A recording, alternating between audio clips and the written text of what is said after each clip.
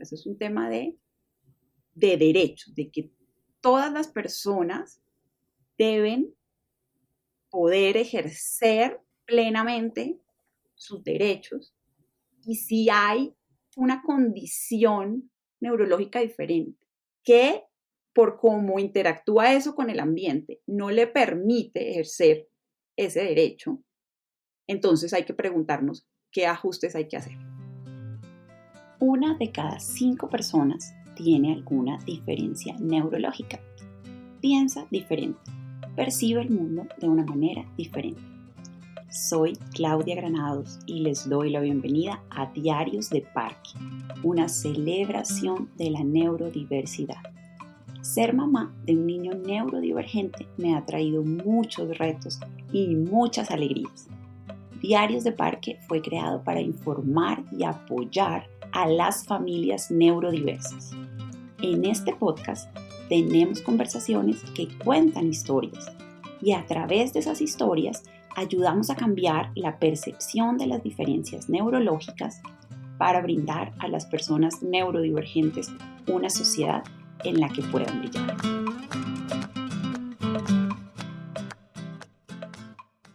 Hola, esto es Diarios de Parque, una celebración de la neurodiversidad. En el capítulo de hoy vamos a adentrarnos un poco más en la historia de Diarios de Parque. Seguramente muchos de ustedes quieren saber por qué se llama así, qué es lo que hay detrás de este podcast y qué es lo que hay detrás de los principales protagonistas del mismo. Para eso estoy yo aquí. Mi nombre es José Luis Velázquez y tengo el placer de ser el compadre de Claudia, la directora del podcast, y el feliz padrino de Francisco, un niño maravilloso que nos ha enseñado mucho a todos. Mis dos grandes maestros en el tema de la neurodiversidad, por supuesto, son Francisco y Claudia. Y ella me ha invitado hoy para que la entreviste a ella. Clau, gracias por invitarme. ¿Cómo estás? Muy bien, compi. No, gracias por aceptar y acompañarme acá a conversar un ratico. Pues las conversaciones contigo siempre son muy ricas, pero además de ricas, son muy educativas. Entonces te agradezco mucho que esta habilidad que tú tienes de divulgar, de leerte 2000 libros y poderlos poner en palabras cotidianas, lo estés compartiendo con el mundo, porque creo que mucha gente te va a agradecer o te está agradeciendo por eso. Entonces, lo primero que quería preguntarte y que seguramente mucha gente tiene la curiosidad es ¿por qué este podcast se llama Diarios de Parque? Bueno, es una idea que vino a mí y se quedó ahí. La verdad, yo no tuve que pensar en nombres, este nombre ya estaba. Pues los parques siempre me han gustado vivir cerca de los parques, me parecen un lugar muy interesante desde lo público, desde la concepción de lo público, un lugar donde todo el mundo puede entrar, donde hay naturaleza, hay aire libre y te encuentras niños, deportistas, viejitos, hay diversidad, de hecho. Entonces yo siempre he estado cerca de los parques y he buscado vivir cerca de los parques en general. Y claro, si tienes un niño, pues ¿a dónde van los niños a jugar? Al parque. Uno va al parque. Y por supuesto mi hijo ama los parques, el aire libre, la naturaleza. Y bueno, eso es como la parte del parque. Y se llama Diarios porque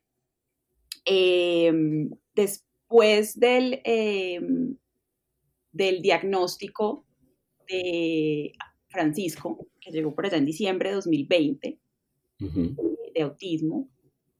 Después, pues estábamos en época de pandemia, nos encerramos mucho, pero cuando volvimos a salir, por supuesto, salíamos a jugar al parque y yo empecé a llevar diarios de lo que iba sucediendo con Francisco. Entonces empezamos todas nuestras tareas de terapia ocupacional, terapia de lenguaje. Yo empecé a aprender qué tenía que hacer para ayudarlo, para comunicarme mejor con él.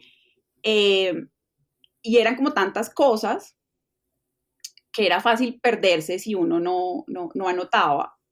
Y sobre todo, como en los días más difíciles, me gustaba revisar el cuadernito, el diario, que veía, no, mira, hemos mejorado en esto y esto. Sobre todo el tema, por ejemplo, el sueño era muy importante al principio para nosotros.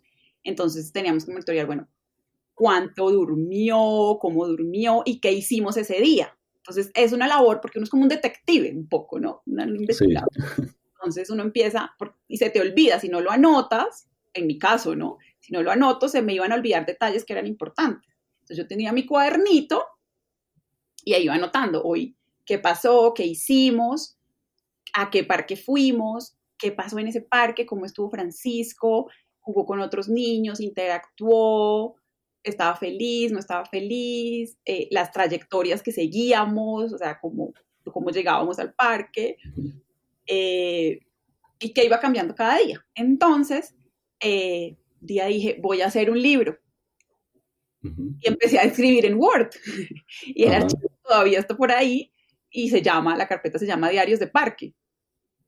Porque era Y, eso, era como el diario de lo que pasaba en el día a día, pero lo que yo más anotaba era como qué pasaba afuera y lo que pasaba en los parques, ¿cierto? y que es además una fortaleza tuya, digamos, porque pues los que te conocemos, que sabemos que tú eres una ingeniera, que sabe de economía, que ha estudiado el liderazgo, sabe de mil cosas, eh, pues sabemos que esa es una fortaleza tuya, ¿no?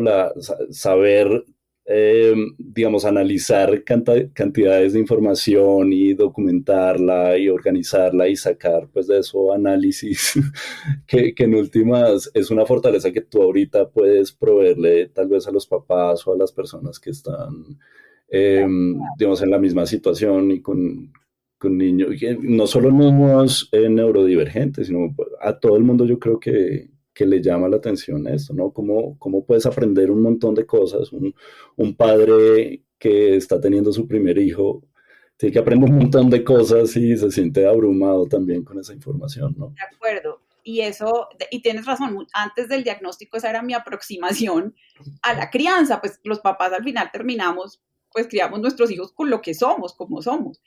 Y un poco fue así también, digamos, desde antes, ahora que lo mencionas, desde antes del diagnóstico de autismo, esa era la misma aproximación y yo anotaba muchas cositas. Por ejemplo, Francisco fue un nene prematuro. Entonces él nació de 33 semanas, yo tuve preeclampsia, o sea, estamos aquí porque nos tocaba estar acá, ¿cierto? Esto Sí. fue cesárea de emergencia, Francisco estuvo 22 días en incubadora, y claro, desde el plan canguro, que uno entra después de la incubadora, él fue bebé canguro, estuvo como mes y medio cangureado entre papá y mamá, o sea, no salía de ahí, estaba feliz.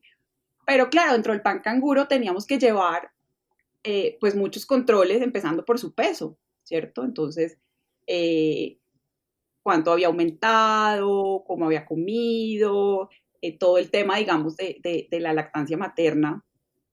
Ahí también íbamos aprendiendo juntos todos, ¿cierto? Al principio Francisco era tan chiquito, por ejemplo, que digamos, el solo hecho de comer le gastaba un montón de energía, entonces él estaba un ratito y tomaba teta y otro ratito con una jeringuita le íbamos dando su leche.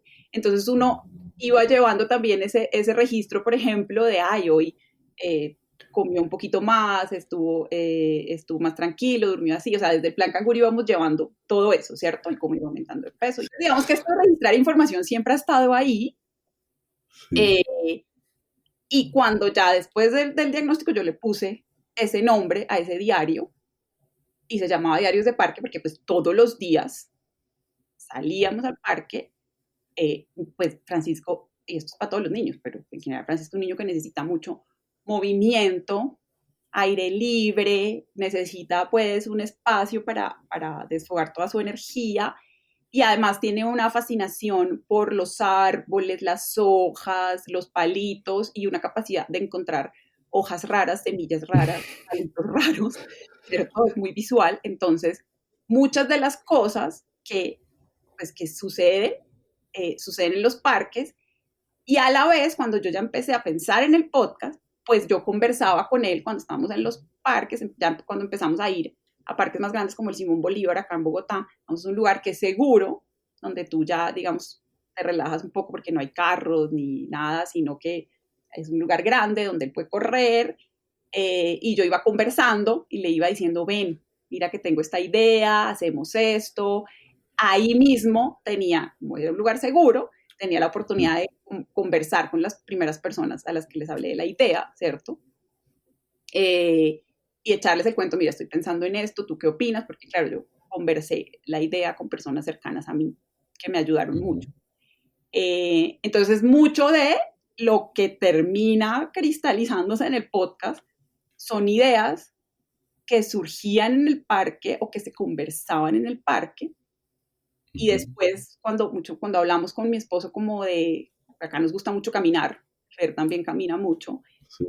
claro, resulta que hay libros enteros escritos sobre eso, de cómo en el momento en que tu cuerpo se va moviendo, tu mente también se va moviendo, y empiezan a surgir las ideas. Entonces, pues cuando llegó el momento de ponerle un nombre, yo dije, pues ya lo tengo, ¿cierto? Maravilloso, ¿no? A mí me encanta el nombre, me parece además poético, ¿no? Es como, siempre te remite como a la felicidad de niño y de estar vivo y de moverse, que en últimas es como... Naturaleza y eso, sí. Sí, sí, sí.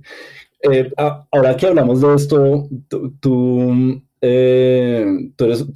has sido siempre una persona, me parece a mí, muy activa, tanto mentalmente como corporalmente. Eh, y yo quisiera saber cómo era tu vida antes de que Francisco llegara a tu vida y cómo ha ido cambiando a partir del nacimiento de Francisco. Ok. No, pues claramente, pues cualquier papá, mamá, pues la vida le cambia cuando llega un niño. Yo creo que era una vida o ha cambiado tal vez en que es más pausada ahora y suena como así, que ahora tienes más responsabilidades y la vida es más pausada, pero es precisamente como en esta tarea de crianza, eh, pues yo he aprendido a ir más despacio, ¿cierto? Entonces, lo que tú decías antes, como que hacía mil cosas, eh, y podía empezar mi día muy temprano, gimnasio y oficina y correr, y entonces entrenaba mucho porque pues me gustaba correr y hacer maratones y eso requiere una cantidad de tiempo de entrenamiento. Eh, Ahora creo que es una vida un poco más tranquila, más pausada, muy concentrada en la crianza, de pronto más casera. Yo nunca he sido la más rumbera ni nada, pero ahora es una vida, sí, más pausada, eh, y pero súper divertida, muy intensa a la vez, Ujú. ¿sabes? Parece raro, pero sí, es como una vida con más pausa, pero con más intensidad, pensaría yo, en las cosas, con menos cosas, pero más intensidad en las tareas que desarrollas, ¿cierto? Diría yo que ha cambiado en eso. Yo iría un poquito más allá y era, pues digamos, para que la gente sepa, yo no tengo hijos, pero digamos que tal vez cuando no tenemos hijos, las personas que no tenemos hijos nos distraemos o no sé, tratamos de llenar la vida de un montón de actividades y un montón de cosas que creemos que nos llenan o nos aportan mucho, probablemente sí, pero realmente no son lo fundamental o digamos cuando te cambia la vida, creo yo, y tú me dirás, hay otras cosas que toman el foco y que de verdad empiezan a ser más importantes y como decías tú, más se priorizan en la vida frente a otras que pues realmente no, pues si están bien y si no también. Sí, es tal cual como lo dices, es un ejercicio de priorización, ¿cierto? Y eso es variado y yo creo que depende también de la persona, del entorno, de las redes, de la familia, ¿cierto? Porque habrá papás que digan, no, yo tengo este hobby, no lo puedo dejar porque realmente es muy importante para mí. Entonces le encuentra el tiempo. Al final es un ejercicio de priorización. Entonces, que en mi caso, diría yo, ha quitado un poco de tiempo al ejercicio, al tema de actividad física y le ha dado más como como a estudiar y a pasar tiempo con Francisco para entenderlo a él mejor, ¿cierto? Para aprender a comunicarme con él. Y acá para dar un poquito de contexto, pues Francisco tiene 4 años y medio, más o menos, pero todavía no ha desarrollado su lenguaje verbal, estamos ahí trabajando en eso, entonces tenemos que encontrar otras formas de comunicarnos. Y para eso es muy importante observar, acompañar, ¿cierto? Y eso requiere tiempo. Entonces, como el día solo tiene 24 horas y no podemos hacer nada al respecto, pues tú empiezas a dejar unas cosas y concentrarse en otras. Entonces, a eso me refería cuando te decía que tal vez ahora hacemos menos actividades, pero con una intensidad mayor, con mayor foco, con concentración. Y muchas de esas pues son pues la mayoría son con Francisco. Jugar con él es como, es una actividad que requiere intensidad y concentración en el sentido de, te voy a poner atención para entender tu forma de comunicación, ¿cierto? Entonces es como un poco como cuando estás aprendiendo otro idioma, ¿cierto? Entonces tienes que concentrarte en aprender, en cómo comunicarte en ese otro idioma. Entonces, en una gramática específica. Cosas que en tu lengua madre son como automáticas, ¿cierto? En este otro idioma, no. Tienes que estar más enfocado y concentrado para poder comunicarte, ¿cierto? Entonces, un poco así. Ahí vamos aprendiendo este nuevo idioma. Este nuevo idioma, eso me da pie para preguntarte, en términos generales, ¿qué te ha enseñado a ti, Francisco? No, pues un montón de cosas. Yo creo que lo primero y más importante es que me ha enseñado a comunicarme mejor. Me ha enseñado, bueno, a comunicarnos sin palabras. Y eso requiere pausa, observación, la espera, los turnos. Sobre todo, definitivamente creo que mi forma de comunicarme ha mejorado sustancialmente gracias a Francisco, y esto parece paradójico, y es porque debo ir más allá de las palabras y de hablar. Un amigo mío me decía una vez, yo le decía, no, Fran, todavía estamos colgados con el lenguaje, todavía no hablo. Y me dice, ¿cómo no va a hablar si es hijo tuyo? Tú hablas todo el tiempo, y las historias de cuando yo era chiquita es que yo desde niña hablé muy rápido y hablé mucho. Me decía, ¿cómo no va a hablar si es hijo tuyo? Entonces, claro, es otra forma de comunicación y mejorar cosas que son importantes en la comunicación, como las pausas, como la espera, como la observación. Creo que eso es una cosa fundamental que me ha enseñado Francisco. Hay una cosa también que yo creo que es súper importante, y es que a mí y a papá también, porque sé que esto también, papá está de acuerdo con esto, nos ha enseñado a cuidar más de nosotros. Seguramente muchos papás se identifican en esto porque, claro, cuando uno tiene un hijo, sobre todo cuando están pequeños, que son unas personitas vulnerables que dependen de uno, entonces uno siempre se hace esa pregunta de ¿qué pasa cuando yo no esté? ¿O qué pasa si yo no estoy? Entonces uno empieza a cuidarse más, a cuidarse más a uno mismo, a ser más responsable en todo, a ser más responsable con el bienestar propio. Y eso creo que es un tema clave en toda crianza, pero mucho más en la crianza de niños neurodivergentes, porque te exige esto que te decía, como estar muy concentrados. Entonces te cansas más, entonces tienes que cuidarte más. Y es tan simple como que decides, ok, no voy a ver esta serie ya de televisión porque tengo que dormir más, o voy a rechazar algunas alternativas de trabajo porque puede ser demasiado para mí, o voy a buscar un espacio en el día para sentarme tranquilamente 5 minutos no tiene que ser como un spa todos los días, no. Un espacio tranquilo para hacer algo que te gusta. Entonces, yo, por ejemplo, y esto va variando en el tiempo, ¿no? Esos temas de cómo te cuidas a ti mismo. Pero, por ejemplo, recientemente he decidido que voy a tomarme el café caliente, que los papás son unos expertos en tomar el café frío. Tomas el Sí. café, puedes hacer mil cosas, cuando vas, el café está frío, te lo tomas frío. Entonces he decidido, bueno, una cosa que voy a hacer por mí misma es tomarme 5 minutos para mirar algo de noticias mientras me tomo el café caliente, pero tengo que hacer un ejercicio muy consciente para hacerlo, porque si no se me olvida y me acostumbro al café frío y dije, no, tampoco.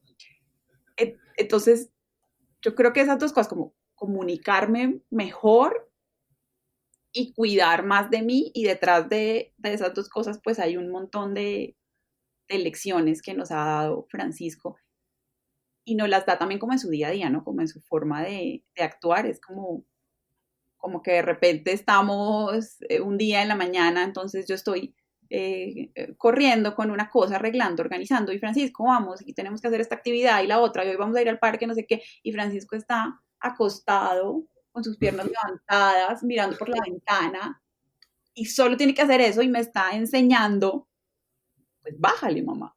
Y me pongo yo a pensar y digo, obvio, no tenemos que hacer todo esto hoy, puedo sentarme contigo a Es mirar que la ventana y conectar, ¿cierto? justo eso era, me estabas dando pie a preguntarte eso, ¿no? Que hay veces, creo yo, que hay más estrés por parte del papá, de la mamá. Em, y como esta lista de tareas que decías, ¿no? Y tal vez la solución es tan sencilla como parar y mirar alrededor y decir, no, tranquilos, o sea, podemos ir a un ritmo más tranquilo, ¿no? Que es una enseñanza, creo que nuevamente, para todo el mundo y para todos los papás que puedan estar oyendo. No es solo, no Ese, solo es en una situación de un diagnóstico del niño, sino que a todos nos sirve parar y priorizar y decir, me voy a cuidar antes que nada, ¿no? yo, ahorita que dijiste lo de la lista de tareas, me acordé de una cosa que yo cambié, y es, antes solía tener estos papelitos con muchas listas de tareas, con todo lo que había que hacer para ir chuleando, y eso como que era infinito y siempre quedaban un montón de listas, un montón de cosas que no hacer en la lista. Entonces empecé a hacer el diario, y es lo contrario. Entonces no voy a anotar todas las cosas que tengo que hacer, a menos que sea algo que no puedo olvidar, que mi memoria de trabajo es bajita, así hablando como, sino que voy a anotar qué hice. Y eso, mira que es súper interesante porque te ayuda a no estar tan preocupado por el futuro ni por el pasado, sino concentrarte en hoy y qué pasó hoy. Entonces, en vez de la gran lista de tareas por hacer, que te abruma, tienes un diario y lo que anotas es qué hiciste y qué pasó hoy y qué fue chévere, y eso te ayuda a conectarte como con lo que pasa hoy, y te quita un montón de estrés sobre todas esas tareas que no has hecho.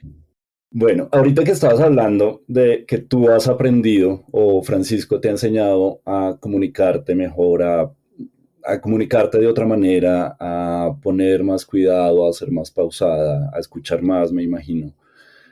Eh, Creo que eso se vincula con una pregunta que yo tenía para ti y es, ¿cómo quisieras que la gente normal del común, digamos, se relacionara o interactuara con Francisco? O sea, dada ese aprendizaje que tú has tenido ya desde el diagnóstico hasta este momento, ¿cómo te gustaría que la gente se comportara Mm. alrededor de Francisco? Mira que te la respondo fácil. Me gustaría que se aproximaran a Francisco como se aproximan sus amiguitos del jardín, que se aproximan no están viendo como que Francisco es diferente o que hay un diagnóstico, sino que los niños, y esto lo podemos aprender de los niños, no tienen prejuicio alguno, no tienen nada como una definición previa de cómo es una persona o de qué diferencia tiene una persona al acercarse. Entonces, hay dos historias bonitas, voy a aprovechar para contarlas. En uno de los informes, pues, de la directora, de los informes de Francisco, nos contaba una historia de un ejercicio que hacen entre los niños y es preguntarles entre ellos cómo se ven los unos a los otros, ¿cierto? Entonces, a uno de los niños, un amiguito, preguntaban, ¿cómo es Pepe? ¿Cómo es Juan? Y le preguntaban, ¿y cómo es Francisco? Y el amiguito responde y dice, Francisco es contento y se pone bravo a veces. Cuando se pone bravo, se pone muy bravo. Y le preguntan al niño, entonces, ¿y por qué se pone bravo Francisco? Bueno, se pone bravo si tú le cambias las cosas. Esto traducido al lenguaje de la neurodiversidad es desafíos de Francisco en la función ejecutiva de la flexibilidad, que se puede traducir en un berrinche por cosas que nos pueden parecer sencillas, ¿cierto? El niño lo vio con toda naturalidad. Es que él es así, ¿cierto? Entonces yo quisiera que esa mirada sin ningún prejuicio fuera la que todo el mundo tuviera, no solo con Francisco, con todo el mundo, ¿cierto? Con todo el mundo. Hay otra historia de otro amiguito, por ejemplo, que esto es muy, muy bueno también. Y un día la mamá me dice que le llegó a contarle que Francisco le gustaba ponerse botas, que él amaba sus botas y que lo que más le gustaba era la natación, que él sabía esas dos cosas porque él sí entendía a Francisco porque le hablaba con su cuerpo y por eso él sabía que la actividad favorita de él era nadar. Entonces, mira esta profundidad de un personaje de 4 años que está diciéndote, yo a través de su lenguaje corporal sé qué es lo que más le gusta a él, ¿cierto? Y se aproxima con toda naturalidad, sin estar pensando en una etiqueta o en un diagnóstico. Ni juzgando. Sin juicios, exacto. Juicios. Yo creo que si todos nos aproximáramos así a los demás, como hacen estos sabios de 4 años, pues tendríamos seguramente un mundo más tranquilo, más relajado, donde la diferencia no nos asuste, ¿cierto?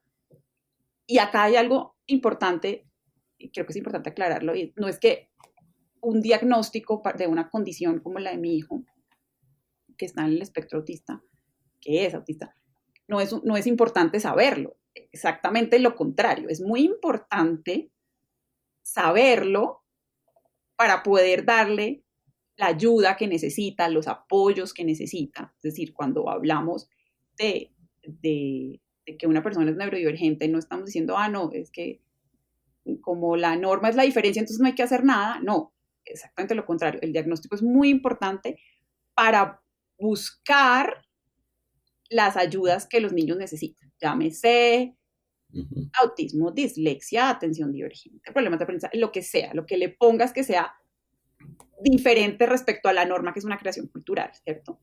Pero ya, es una herramienta para llegar a las ayudas, pero no una etiqueta, ¿cierto? Entonces, es como yo fui miope hasta los 24 años que me operé, ¿cierto?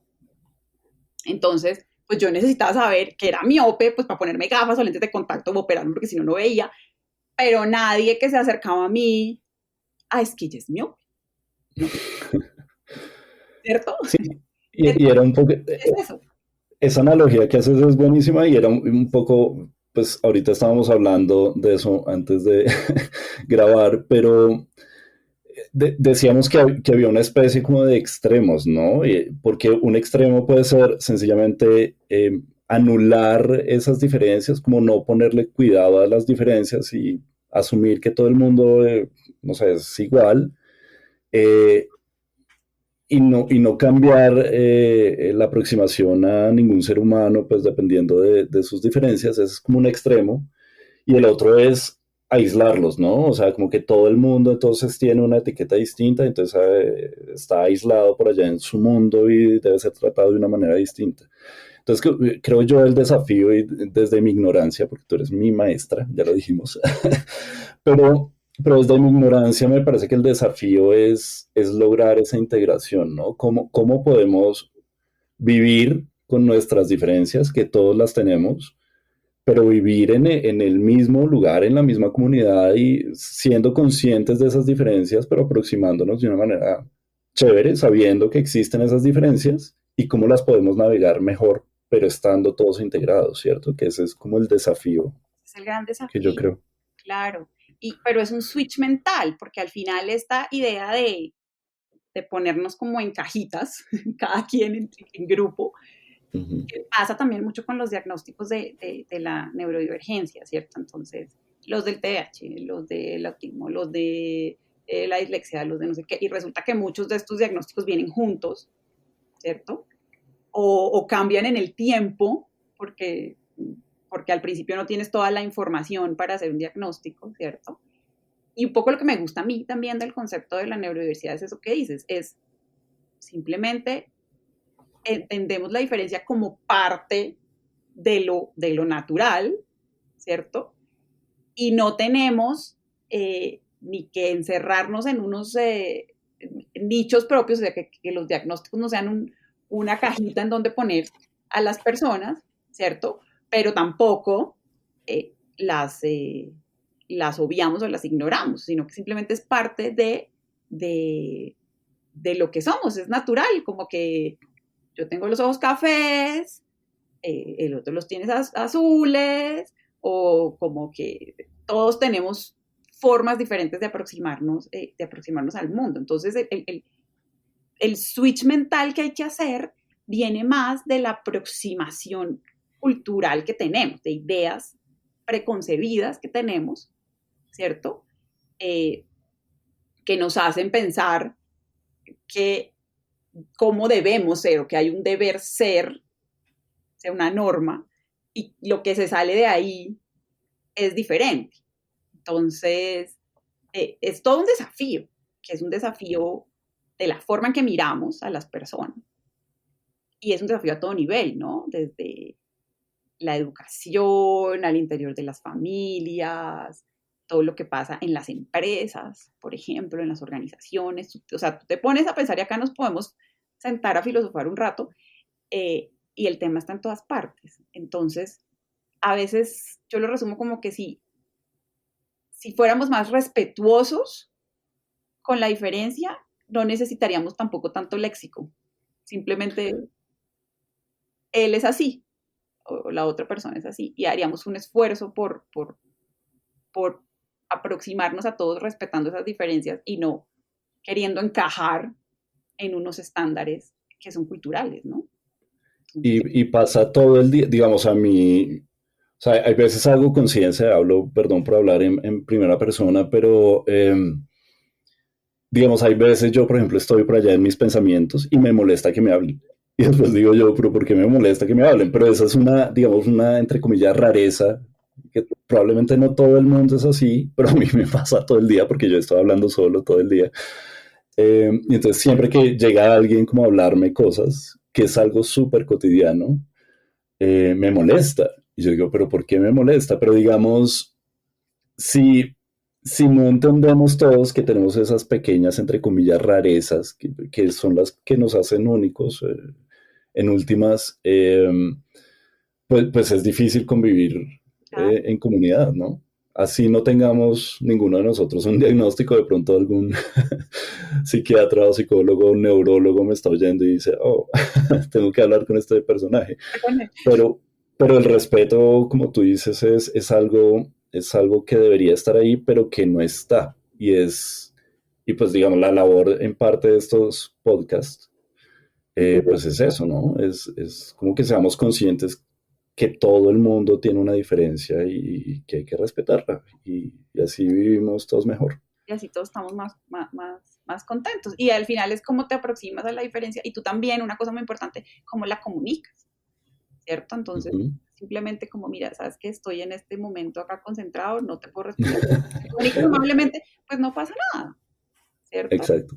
Y esas son, hablando ya con el lenguaje como de la educación, al final esto en la práctica son los famosos ajustes razonables, por ejemplo, en el sector educativo, los planes de ajustes razonables para niños que aprenden de manera diferente, ¿cierto? Entonces no lo vamos a mandar a un salón diferente, sino que pensamos qué podemos ajustar dentro de esta aula, dentro de nuestro sistema educativo, qué podemos ajustar para que él pueda aprender con esa diferencia que tiene, ¿cierto? Entonces el ajuste razonable tuyo es como, estoy acá acostumbrado, no me hables en este momento, pero hazme una ceñita, algo así, Exacto. simple, ¿cierto? O sea, al final no es un acelerador de partículas que uno necesita, es conversar, muchas veces es eso, es conversar. Bueno, pero entonces dirías tú que todo este aprendizaje tuyo, o sea, si comparamos a la Claudia de hace 3 o 4 años con la Claudia de ahora, ¿tú dirías que esto también ha cambiado la forma en que te relacionas con el mundo allende, más allá de las fronteras del preescolar y de Francisco? Claro, por supuesto, todo. La forma en que escribo un correo electrónico, por ejemplo, y me pregunto, ¿cómo me leerá? Eh, el solo hecho de evitar fuentes de estrés, te pongo un ejemplo clásico que es la llamada para venderte algo que te molesta, seguramente entonces yo antes le diría, ay no, mire, estoy muy ocupada, no sé qué, ta. Ahora escucho, entonces me tomo unos minutos, escucho y después sí le digo a la persona que me llama, en este momento no te puedo escuchar, pero nada más una cosa tan simple, ¿cierto? De una hablar y decir no, escucho y ya luego voy y estoy zen un poco. Y mira que eso lo aprendí con Francisco porque una cosa interesante, es una cosa maravillosa que tiene él es cómo percibe los cambios en tu forma de hablar. Entonces recuerdo una vez en un parque, por supuesto, estaba él en un rodadero, no sé qué, y me entraron dos llamadas y una era estas llamadas que a veces te molestan para ofrecerte algo que no quieres comprar, etcétera. Y yo enseguida, no, mire, por favor, que es que no lo puedo escuchar, tengo que ponerle atención acá a mi niño que está trepándose en el rodadero más alto del mundo. y, y él ahí se molestó y percibe mi tono, que no era un tono amable, ¿no? Y bueno, yo pidió la llamada y le dije, sí, mi amor, mamá no estaba hablando en un tono amable, yo sé que tú entiendes todo, no te preocupes, no es contigo. Acto seguido me entra otra llamada que es de una amiga que llama para otra cosa, saludarme y todo, y ahí no pasa nada en esa llamada y él sigue jugando tranquilo porque percibe que es un tono amistoso, que estamos charlando, ¿cierto? Y yo había entendido antes que a él le molestaba que yo hablara por celular, como cuando estaba con él, pensaba que era eso, y después me di cuenta, no, el tono cambia todo. Claro. Ese es tu rabiómetro, Exacto, Francisco. es el radiómetro, tal cual. Entonces, como uno quiere que el rabiómetro esté con bajos niveles, pues esta Claudia ahora es mucho más tranquila, ¿cierto? Porque si le vas a transmitir tranquilidad a este personaje, pues tienes que estar tranquila tú. Y resulta que en estos temas de la comunicación, pues puede que, que él no entienda algunas palabras mías exactamente, aunque estoy segura que las entiende todas, pero sí lee mi sistema nervioso, sí lee mis señales de cómo, de mi lenguaje corporal, todas las percibe. Entonces un poco no puedes engañar a los niños. ¿Cierto? Es como, hay un libro lindo que ponía, no me acuerdo cuál es, pero ponía el ejemplo de que usted coge un bebé recién nacido y le dice, hola, ¿cómo estás? ¡Qué feo eres! Y el niño se muere la risa, no te estás diciendo feo, se muere la risa. Pero si por alguna razón algo te estresa, ¿cierto? Sin decir una palabra, pero tú entras en shock, algo te asusta, el niño empieza a llorar porque percibe eso. A eso me refiero con la comunicación más allá de las palabras. Entonces yo creo que evidentemente esta Claudia pues ha cambiado su forma de aproximarse al mundo y de comunicarse con las personas. En cada pequeña cosa que haces es diferente. Qué chévere. A mí me parece interesante esto y te hago tantas preguntas sobre esto porque me parece muy interesante. Digamos, yo mismo antes de conocer del tema, pues nunca me lo había planteado, ¿no? O pues no en esos términos, por lo menos, de la diversidad y la diferencia que tenemos todos. Yo quisiera que me contaras cómo ves tú, desde el conocimiento que has ido adquiriendo, cómo podemos insertar esta neurodiversidad digamos, en el público más amplio. ¿Cómo crees que, o por qué crees, empezando por eso, por qué crees que una persona que nunca ha oído el tema de la neurodiversidad debería interesarse por el tema y también cómo hacerlo de una manera pues, que no sea pesada, ¿no? Empezaría, aquí se sale millón ingeniera, economista, ingeniera conversa, empezaría con la cifra. Cuando tú empiezas a ver las cifras, como empieza el tráiler de Diarios de Parque, es 1 de cada 5 personas. Tiene alguna cosa diferente en su funcionamiento neurológico. Eso es mucha gente. Eso quiere decir que en tu oficina, a la fiesta donde vas a ir, que en el gimnasio, que en el restaurante al que vas a ir, probablemente haya alguien que tiene alguna diferencia, ¿cierto? Entonces, pues por eso es que todos debemos aprender. Son los compañeros de tus hijos en el colegio, en tu oficina, puede ser tu jefe, puede ser la persona que te gusta y con la que quieres salir. Yo creo que te va bien aprender un poco de esto para de pronto acercarte mejor a esa persona, por ejemplo. Se me ocurre. Entonces, ¿cierto? Pero la razón fundamental, y de ahí de eso no nos podemos olvidar, esto es un tema de garantizar derechos. Entonces es un tema de derechos, de que todas las personas deben poder ejercer plenamente sus derechos y si hay una condición neurológica diferente que por cómo interactúa eso con el ambiente no le permite ejercer ese derecho, entonces hay que preguntarnos qué ajustes hay que hacer. ¿Listo? Y acá por eso es importante hablar de la Convención de los Derechos de las Personas con Discapacidad, que quedó por allá en el primer capítulo de Diarios de Parque en las notas y que la conozcamos todos, que la conozcan los papás. Entonces, por ejemplo, el ejemplo de la educación. Entonces, si hay una persona con dislexia en un grupo, hay que hacer unos ajustes para poder garantizar que tiene el derecho a la educación y que puede aprender dada su diferencia. Entonces, eso es lo fundamental y aquí podríamos cerrar la respuesta y decir, esto es un asunto de derechos. Por eso todo es un asunto de derechos, pero además está en todas partes, en todos nuestros entornos, entonces pues tenemos que aprender todo. Pero además de eso, digamos, pues es tan simple como que el beneficio de tener diferentes perspectivas en los problemas que solucionamos día a día, en los problemas grandes que tiene el mundo por solucionar,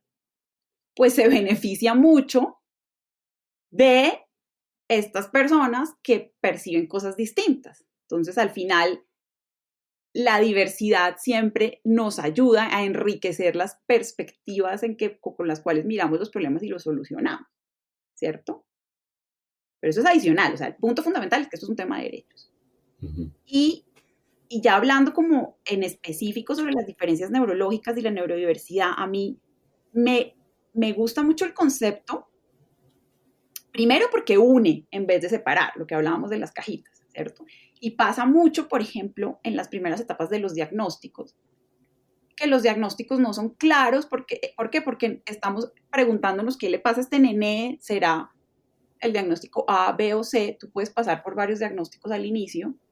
Entonces, la neurodiversidad te da como una sombrilla de no importa si es dislexia con atención divergente o atención divergente con autismo o autismo con no sé qué. no importa, simplemente estamos en una sombrilla grande, que hay algo diferente y nos preguntamos por qué tenemos esa, o sea, por qué se da esa diferencia y cómo ayudamos para que al final los derechos los pueda ejercer todo el mundo, ¿cierto? Entonces, por eso me gusta el concepto, pero además aquí como ya yendo un poco más filosófico, si te das cuenta, lo que hemos estado haciendo a lo largo de la conversación es cuestionar muchas cosas obvias. Entonces, me gusta el concepto porque nos cuestiona, nos invita a cuestionarnos sobre si las definiciones que tenemos, lo que nos parece que es la norma, que es lo usual, debe o no ser así, ¿cierto? Entonces, eso me parece una excusa, la neurodiversidad me parece una excusa maravillosa para cuestionarnos muchas cosas o prácticas que tenemos instauradas y que no necesariamente tienen que ser así. Como la de poner etiquetas para todo, ¿no? Como la de poner etiquetas para todo, encajar en todo, tratar lo de las cajitas, tratar de meter todo como en grupos, ¿cierto? Poner etiquetas es eso, ¿cierto? Y te das, al final a mí me pasa que desde que pues nació Francisco y venimos con su diagnóstico y estamos en todo este rollo, pues empiezo a cuestionar cosas muy fundamentales, ¿cierto? Desde cómo funcionamos como sociedad, desde el tema, por ejemplo, de el individualismo, a qué nivel vamos, ¿cierto? Entonces, un tema que se cuestiona mucho es ese afán de, que al final como que bajo otro paradigma siempre estamos luchando para que el niño sea independiente y está el tema de la independencia y entonces empezamos a cambiar el concepto de independencia por autonomía porque al final independientes, todos somos independientes. Pero este concepto de la independencia termina llevándote a pensar si es que somos demasiado individualistas, porque mira que todo lo que hemos estado hablando, para poder ver las diferencias y pensar en las diferencias, pues necesitamos pensar en el otro. O sea, dentro de un grupo, mirar al otro y pensar en el otro. Entonces eso nos lleva a salir un poquito como de ese concepto. Y así te puedo enumerar, podríamos hacer un capítulo de los paradigmas que podemos tumbar con la neurodiversidad o qué cosas la neurodiversidad nos lleva a cuestionar. No, y es que cada una de las cosas que has dicho yo creo que da pie para un capítulo, el de los derechos, por ejemplo, cómo interpelar al poder público, al gobierno, a todo esto desde la perspectiva de no solo de una persona con un diagnóstico, sino todo el mundo. O sea, tenemos que tener un estado y unas ciudades y unos servicios básicos que nos lleguen a todos y que nos sirvan a todos realmente, ¿no? Entonces, yo creo que cada una de las cosas que has dicho da pie para un capítulo adicional.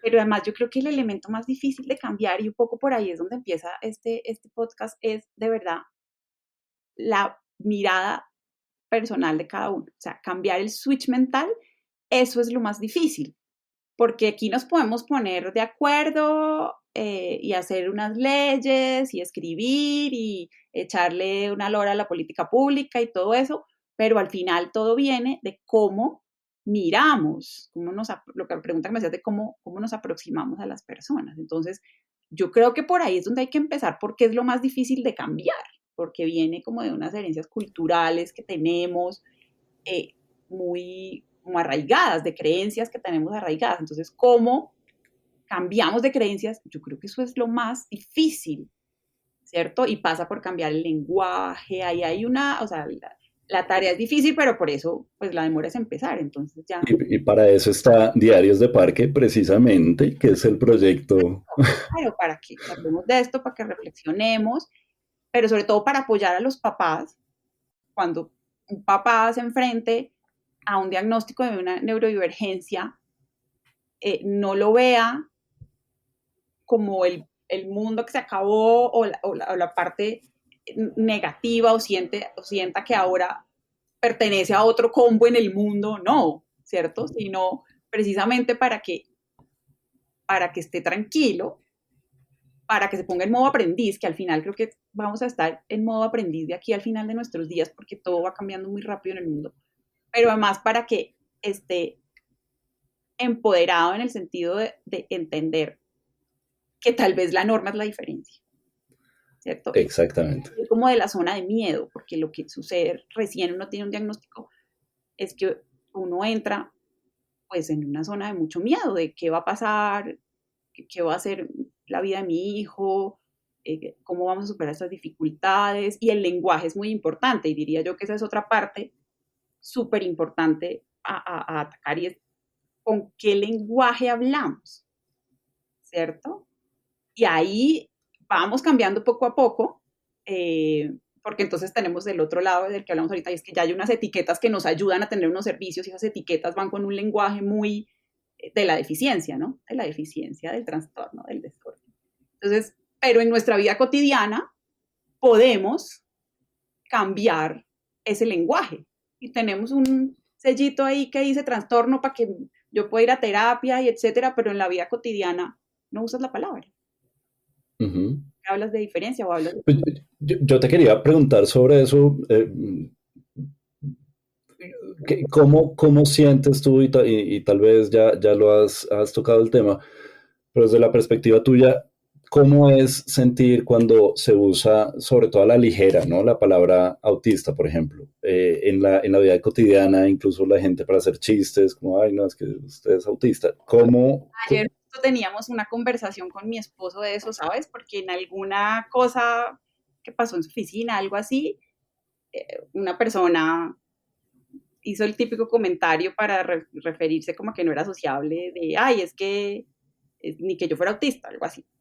Uh-huh. Y bueno, uno ya tiene el cuerito duro y ya ha estado como, entonces no pone atención y dice, ok, sí, pero obviamente no es chévere, ¿cierto? Yo lo miro desde el otro lado y es siempre pensando como desde el lado bueno en un sentido, y es muchos de esas cosas vienen más por la ignorancia que por la maldad, ¿sí me hago entender? No es que nadie quisiera usar la palabra para hacer sentir mal a una familia que tiene un niño autista en su familia, sino que es que no se sabe qué es eso, ¿cierto? Por eso es que te digo que es muy importante que todos nos eduquemos, ¿cierto? Uh-huh. Y es que cuando hablamos del respeto, pues eso empieza por el lenguaje. Hay que hacer el esfuerzo. Tenemos que esforzarnos ahí en usar bien las palabras. Pero para responder a tu pregunta, pues obvio que no se siente bonito cuando se usa la palabra autista como un insulto. Porque de hecho yo encuentro unas características maravillosas en las personas dentro del espectro. Una que me encanta y me encanta de mi hijo es, hay una autenticidad increíble por esa dificultad de leer algunas claves sociales, ¿cierto? Uh-huh. Entonces, por ejemplo, el hecho de que sean difícil para ellos entender el sarcasmo, por ejemplo. Uh-huh. Sin filtro. Sin filtro. Entonces, seguramente nos vamos a demorar mucho tiempo en hacer todo ese ejercicio de cambiar la mirada, de cambiar el lenguaje y de llegar a un mundo en donde seamos como el jardín infantil de Sí. Brasil, en donde ahí no hay prejuicio sobre la diferencia. Y como para esto está Diarios de Parque, y ya como última pregunta, para yo no robarte tanto tiempo, yo quería preguntarte entonces, las personas que te están oyendo en este momento y que tal vez quieren hacer parte de la comunidad, ¿cuál es el siguiente paso entonces en Diarios de Parque? Porque yo veo que estás haciendo pues divulgación y quieres conectar con muchos padres de niños neurodivergentes. Pues cómo sería, como si ellos se quieren comunicar contigo, si quieren armar comunidad, o cuál es, digamos, el próximo paso del proyecto, qué planes tienes. Yo he pensado el proyecto, si hay como una idea de más largo plazo, ¿cierto? Concentrada sobre todo en los papás, porque claro, yo armo esto desde mi experiencia personal, de sentirse uno muy solo y muy perdido al principio, y de estar buscando ¿Dónde están mis referentes, los que se parecen a mí? Entonces, en el futuro, claro, yo he estado pensando en hacer grupos de padres, en sacar esto, por supuesto, de las redes, irnos y reunirnos en un lugar. Creo que es muy importante, y ahí hay una línea, y es la labor hacer con educadores, con cuidadores, poder ofrecer a educadores y a cuidadores, pues, apoyo, información, conocimiento. Digamos que hacia allá va esto en el muy largo plazo. Por ahora, para enfocarnos en el aquí y ahora y hacer ese ejercicio de hoy, cómo estamos, pues hoy tenemos una página web con un formulario de contacto en donde nos pueden escribir. ¿Cómo es la página web? diariosdeparque.com. Ahí hay un formulario de contacto o me pueden escribir directamente al correo info@diariosdeparque.com. También ya hay una página en Facebook que es Diarios de Parque, pero sin la E del D. O sea, Diarios de la letra Parque. Si ahí quieren interactuar y a través de este medio poder responder las preguntas que puedan tener o simplemente tener una conversación o decir, mira, este tema no lo he encontrado o no he encontrado información. Una cosa que hacemos es, y que es muy importante, es dejar siempre en las notas de los episodios como fuentes de información que son seguras y serias, porque hay mucho en internet y uno papá tampoco tiene tiempo de meterse a todo. Entonces, como que para mí es ideal si un papá sabe que puede venir a Diarios de Parque y que ahí va a encontrar un link, un enlace a donde puede ir a buscar información con tranquilidad de que es una fuente seria, ¿cierto? Y segura. Curada, exacto. Es un poco la curaduría de información. Y sí, y ampliar la red, pero básicamente, ¿qué me sueño yo? Que un día un papá diga, ven, ¿me invitas a Diarios de Parque?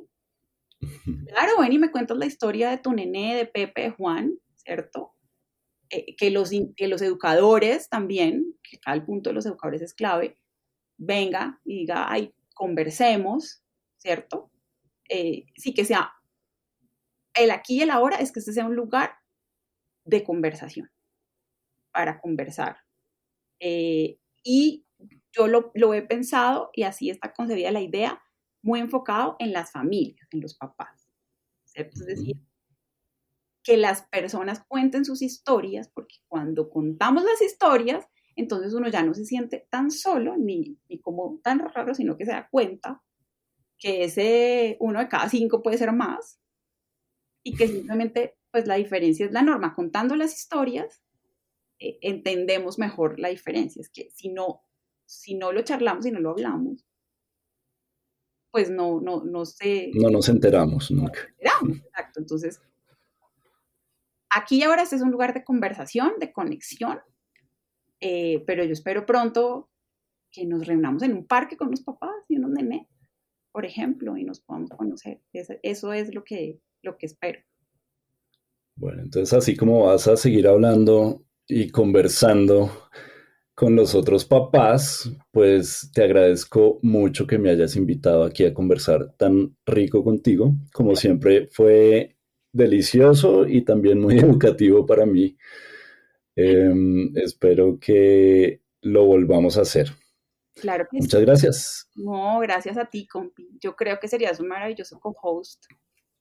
Si es que de pronto vamos a estar acá con más frecuencia, yo creo. Ahí bueno, lo estaremos discutiendo mi contrato con mi manager. Vale. Gracias. Chao. Chao. Gracias por escuchar Diarios de Parque. Crear un mundo que celebre la neurodiversidad es un gran desafío y enfrentarlo en soledad no es una opción. Te invito a unirte a nuestra conversación. Hay varias formas de hacerlo. Puedes suscribirte en tu plataforma de podcast favorita, compartir nuestro podcast con tus amigos y familiares o escribirnos al correo info@diariosdeparque.com. Nos encantaría recibir tus comentarios y sugerencias.